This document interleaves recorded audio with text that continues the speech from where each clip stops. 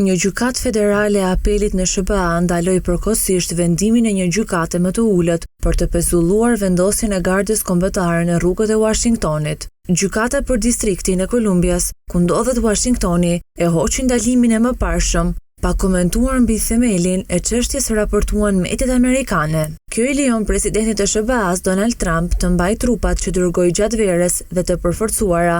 Më tej pas të shtënave të 26 nëntorit në të cilat 2 anëtarë të gardës kombëtare u qelluan pranë shtëpisë së bardhë. Gjykatja e distriktit vendosi muajin e kaluar se vendosja e gardës kombëtare nga Trump në kryeqytet ishte e paligjshme, sepse cënonte kompetencat e qeverive lokale mbi policimin. Ajo arriti në përfundimi se presidenti mund të mbrojë pronën federale, por jo të punsojë në mënyrë të pavarur gardën kombëtare për të kontrolluar krimin. Ajo shtyu vendimin e saj për 21 ditë për shkak të apelit. Në vend që të tërhiqej, Trump urdhëroi vendosjen e 500 trupave të tjerë pas të shtënave me armëzjarre ndaj anëtarëve të gardës kombëtare të Virginias Perëndimore, të cilët zyrtarët e përshkruan si një sulm të synuar.